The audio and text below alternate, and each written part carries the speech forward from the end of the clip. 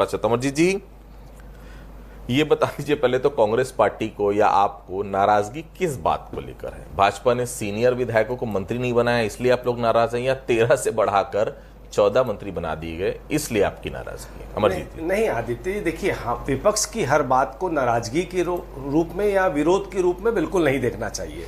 हम लोग आईना दिखाने का काम करते हैं। भारतीय जनता पार्टी की पिछले 10-11 सालों से ये आदत हो गई है कि हर बार ये संविधान की धज्जियां उड़ाती है। उन्होंने फिर से एक बार संविधान की धज्जियां उड़ाई। हम उनको आईना दिखाने का काम कर रहे हैं। लोकतांत्रिक मूल्यों का सम्मान होना चाहिए। भारत को पूरे विश्व में सबसे बड़ा लोकतांत्रिक देश माना जाता है, तो वो इसलिए माना जाता है कि यहाँ पर बाबा साहब के दिए हुए अधिकारों का हम पूरी तरह से पालन करते हैं। देखिए क्या होता है कि 2003 में जब अटल जी की सरकार थी, उस समय एक संशोधन लाकर एक अनुच्छेद पास किया गया था। उसके तहत धारा 164(1)(a) के 91वें संशोधन के तहत ये किया गया था कि मंत्रियों की संख्या चूंकि ज्यादा हो जाती, खर्च सरकारों को बहुत हो जाता है, तो उसको एक लिमिट में बांधा जाए। वो लिमिट 15% की बांधी गई और उसका पालन 2004 1 जनवरी से होना चालू हुआ। उसी के तहत रमन सिंह जी की सरकार में भी कुछ मंत्रियों को इस्तीफा देना पड़ा था। सामान्य सी बात थी। तो हम यही चाह रहे थे कि संविधान का पालन करने के लिए आपको 15% की लिमिट को नहीं तोड़ना था।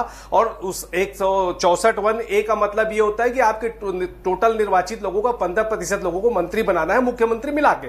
उस हिसाब से 90 विधायकों के हिसाब से 13.5 होता था। और सामान्य गणित यह कहता है कि जब 13.6 से ऊपर होता है तब ऊपर जाया जाता है, नहीं तो जैसे राउंड ऑफ करने के लिए 0.5 या 0.5 से नीचे होता है तो उसको माइनस किया जाता है। सामान्य से ज्ञान की बात। नीचे जाता है तो माइनस किया जाता है, ऊपर जाता है तो बढ़ाया जाता है, ठीक है। अगर 0.5 भी हो तो उसके लिए क्या नियम है? 0.5 में यह था कि जब चूंकि पिछले लगातार ये परंपरा चली आ रही थी, मतलब परंपरा को तोड़ दिया। नहीं, परंपरा का संविधान भी तोड़ा, क्योंकि संविधान ये कहता है कि अगर आपने ये संशोधन करना था तो उसकी सूचना आपको देनी थी, दोनों सदनों में ये प्रस्ताव पास कराना था, राष्ट्रपति से परमिशन लेनी थी, और उसके बाद देश के आधे राज्यों की सरकारों का भी सहमति लेने के बाद इस नियम को लागू करना था। पर आपने नियम लागू नहीं किया, आपने सीधा सीधा संविधान की धज्जियां उड़ाई और मनमानी करते हुए अपनी पुरानी परंपरा जो 11 साल से लगातार देश में भारतीय जनता पार्टी की चल रही है, संविधान की धज्जियां उड़ाने की, उसका पालन यहां पर किया। इसीलिए नेता प्रतिपक्ष चरणदास महंत जी ने संवैधानिक पद पर रहते हुए संविधान के सबसे जो मुखिया होते हैं राज्यपाल, उनको पत्र लिखा है। और हमको माननीय महामहिम से पूरी उम्मीद है